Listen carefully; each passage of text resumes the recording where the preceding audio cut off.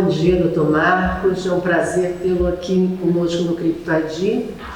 E o doutor Marcos é advogado, ex-presidente da OAB São Paulo e tem uma contribuição com o mundo eletrônico muito grande, principalmente voltado para o setor jurídico.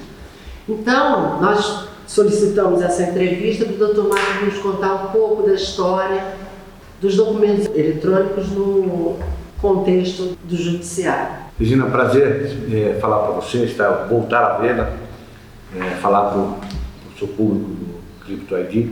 É uma história interessante porque tem diversas passagens. Né? Uma entrevista precisaria de um dia inteiro para contar, mas começa na década de 80, final da década de 80, eu trabalhava na profissão jurídica da FEBRABAN, Federação Brasileira dos Bancos, quando começamos a desenvolver um estudo sobre o custo da geração do contrato, que vai desde a produção do papel, passando para a impressão, a distribuição desse papel pelas agências, a coleta da assinatura por parte do cliente, até o armazenamento desse papel. Você armazenar, imagina o volume de documentos que tem um banco, todos os contratos de abertura de crédito, contrato de abertura de conta corrente, contrato de poupança, enfim, todos os contratos existentes, e depois ter que guardar esse papel para um dia, se tiver necessidade, recuperar essa informação, custa altíssimo.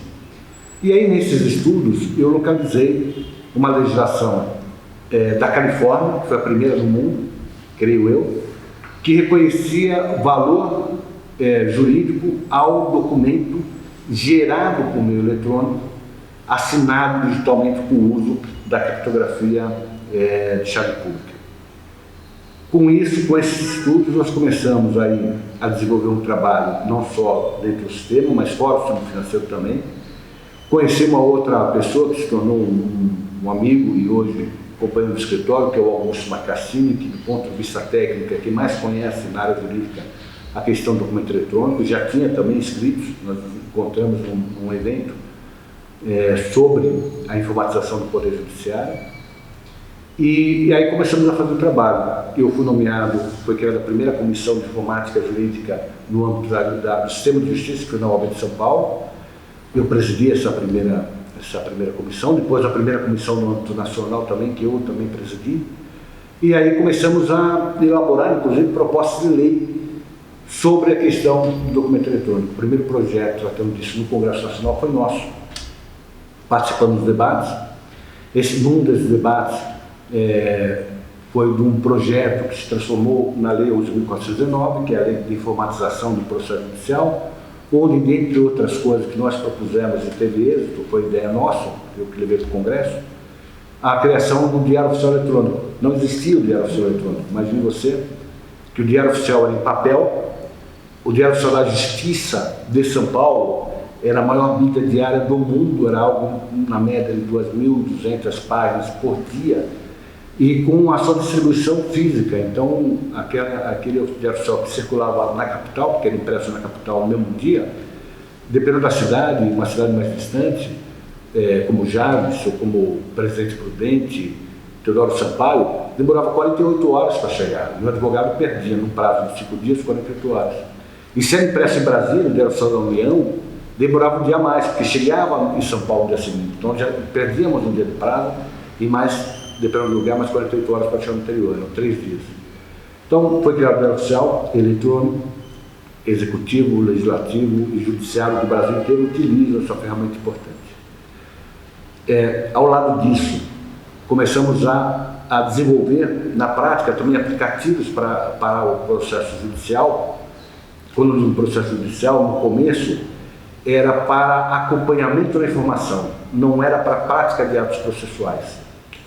Eu destaco uma situação, a primeira base de dados com informações processuais colocada na internet no Brasil, fomos nós que fizemos, pela OAB de São Paulo.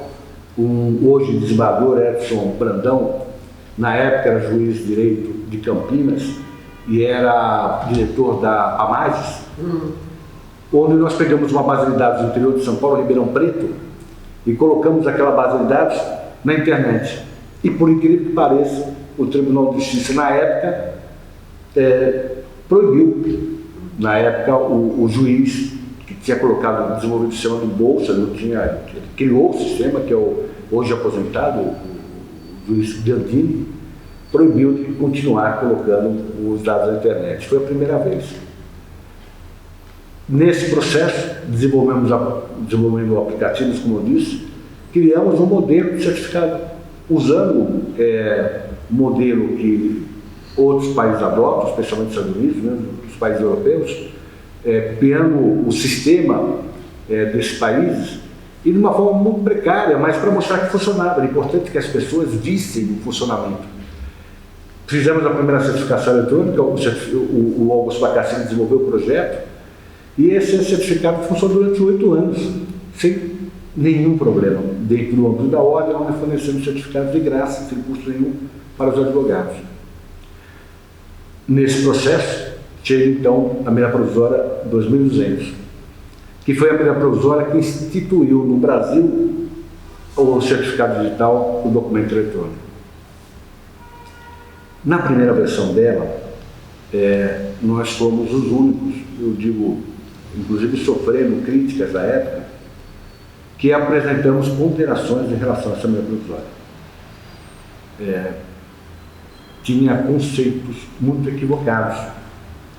Um desses conceitos era que o par de chaves era emitido pelo CEPESC. O CEPESC é o braço tecnológico da BIM, que é o Serviço de Segurança do Governo Federal. Por que isso? Porque o modelo de certificado, o modelo da assinatura digital, a base desse modelo é o par de chaves criptográficas, que na sua origem, antes de ser usado para assinar, ele sempre foi e continua sendo usado para garantir o sigilo da informação. Quando os matemáticos de Stanford criaram o modelo de chave pública, eles criaram não para assinatura digital, que se tornou um modelo comercial adotado no mundo inteiro, mas criaram para garantir o segredo da informação. E provavelmente a partir disso, com certeza, aliás, eu diria a partir disso, é que no Brasil se quis que quem emitisse par de chaves fosse o próprio órgão de inteligência, para que ele tivesse acesso às informações que transitassem e não permitiam o sigilo no Brasil. Nós apontamos esse equívoco, fomos, então, segurança de falar, nós somos os primeiros a apontar, recebemos críticas de quem não conhecia o modelo, achando que nós estamos criticando o sistema de par de chaves, não era, nós defendíamos desde o final da década de 80, mas a partir daí nós conseguimos mudar o modelo, conseguimos tirar a emissão do par pelo CEPESC. Eu fui chamado, inclusive, a Brasília para discutir com autoridades do governo federal que queriam compreender o motivo da crítica, e quando eu expus qual era a razão da crítica, eles compreenderam imediatamente. E aí mudaram a medida provisória. Infelizmente, essa medida provisória 2200, alterada, melhorada, ela caiu num vácuo legislativo, e esse vácuo, porque houve uma alteração do regime constitucional das medidas provisórias. E a medida provisória tinha um prazo para ser aprovada pelo Congresso Nacional, onde seria evidentemente debatido.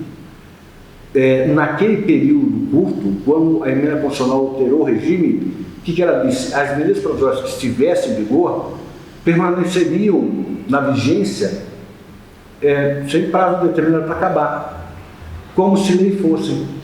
Então, aquela medida provisória 2200, ela continua valendo até hoje, enquanto medida provisória, nunca mais foi discutida no Congresso, nunca mais o Congresso propõe aperfeiçoar o modelo, e vai ficar até um dia que alguém, um deputado ou um senador, levante essa questão, que envolve segurança jurídica de todos os documentos, no ambiente que cada vez vai ser utilizado com mais intensidade, que é o ambiente eletrônico. Doutor Marcos, inclusive, agora tem uma nova projeto de lei, né, no Congresso sobre justamente a atualização dessa lei, porque, como até o presidente do ITI, doutor Marcelo Paz, fala, essa lei foi criada com um universo eletrônico. Hoje depois de 18 anos, 19 anos praticamente, que ela começou a ser discutida, temos uma outra circunstância, o senhor concorda?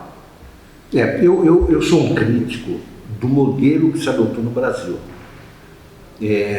No mundo inteiro, o modelo é um modelo descentralizado, né? Os Estados Unidos, principalmente, você tem as certificadoras que emitem o certificado de acordo com a responsabilidade que elas assumem. Então, um certificado emitido à distância, sem controle pessoal, eu pego aqui no Brasil um certificado dos Estados Unidos, ela vai emitir o certificado. Não vai dizer, certificado não pode ter valor jurídico. Quem receber esse certificado, saiba que eu, certificadora, não assumo responsabilidade por negócios feitos a partir daquele certificado. Eu não tenho como comprovar que quem pediu foi o Marcos, porque eu não conheço o Marcos não mora nos Estados Unidos, eu não tenho base de dados do Marcos, eu não tenho como conferir se ele chama Marcos, se ele é ultimamente um homem, pode ser uma mulher, se ele chama Marcos da Costa, se ele mora no Brasil, se ele mora em São Paulo. E de acordo com o nível de constatação do vínculo pessoal com o par de chaves emitidos, chegando ao máximo, que é aquele feito presencialmente, eu presencialmente digo que aquele par de chaves é meu, na medida que vai ampliando esse vínculo pessoal, a constatação do vínculo pessoal, gerando maior segurança, a certificadora vai assumindo maior responsabilidade. No Brasil, o que se fez? No Brasil se fez uma estrutura pública, exclusivamente pública, chamada ICP Brasil, com uma chave raiz depositada, guardada no Palácio do Planalto, vinculada direto à Presidência da República. Não tem nem autarquia trabalhando com isso.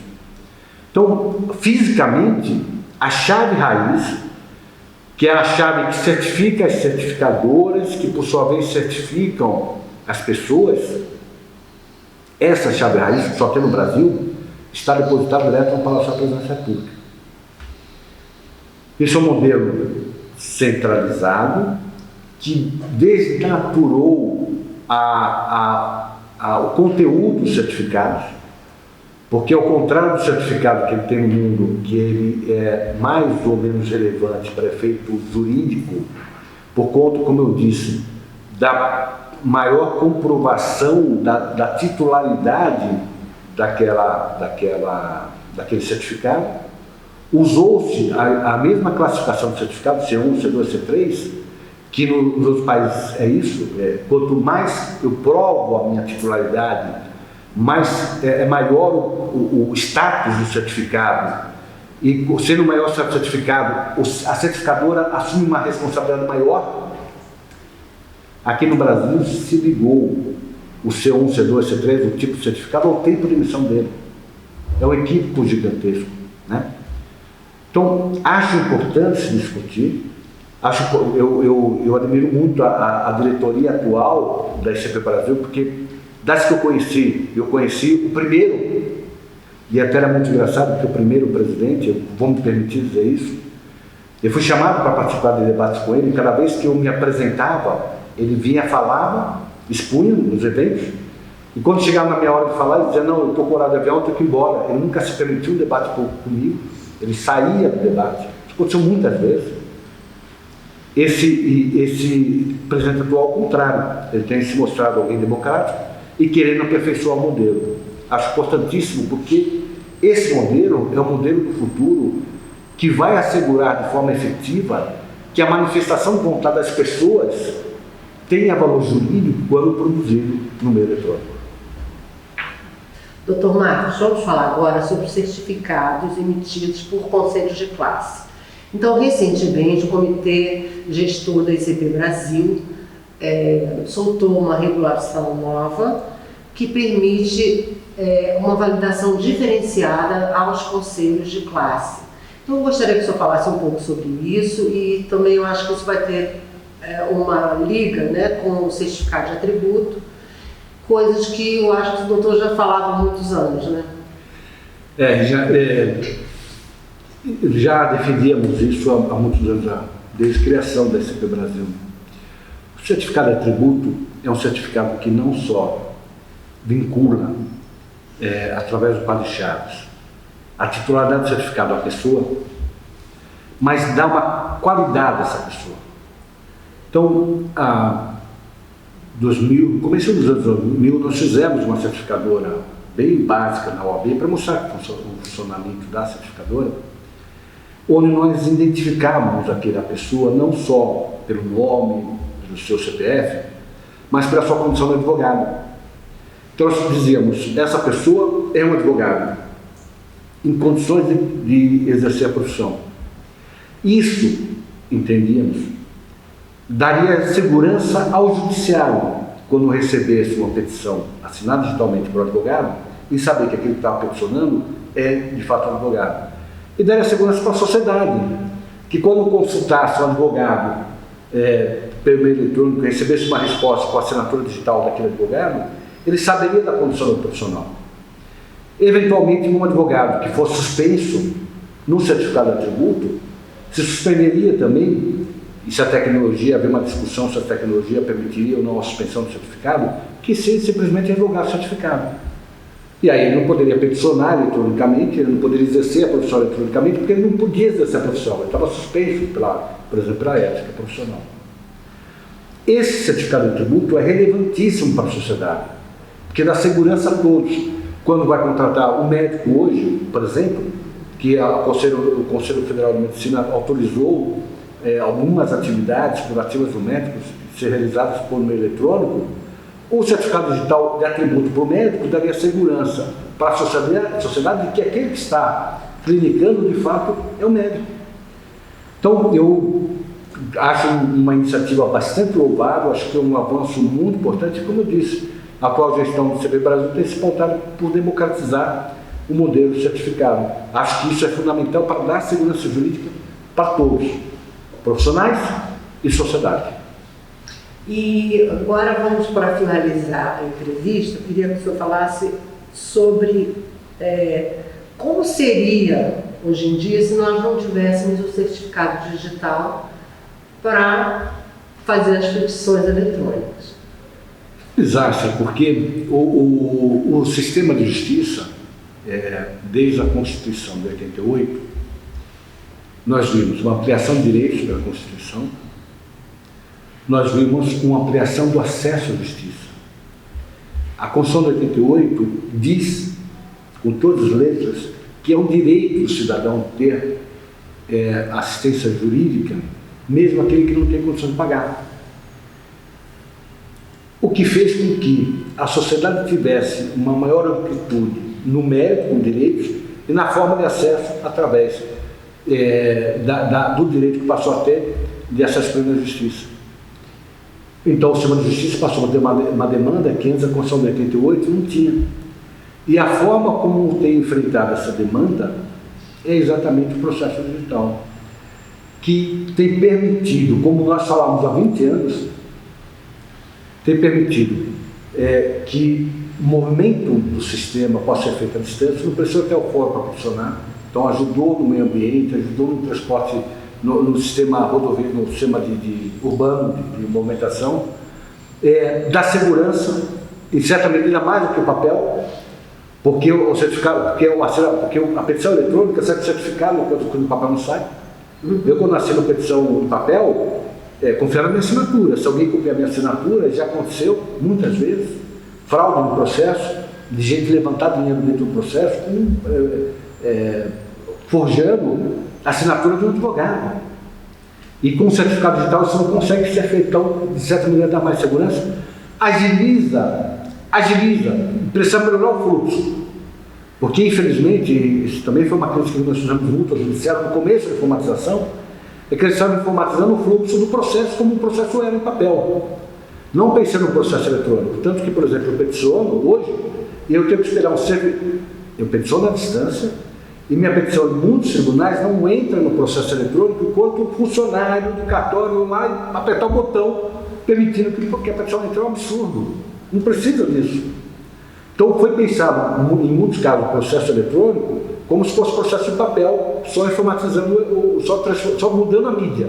Não foi pensado um processo eletrônico, conceitualmente diferente. Precisa melhorar. Mas a melhora que teve já foi significativa. E só eu quero um exemplo, antes do processo eletrônico, mas para ver como a tecnologia pode ser útil. Há 20 anos atrás, o judiciário não tinha, o juiz despachava na comarca e a intimação vinha em papel, o despacho vinha em papel.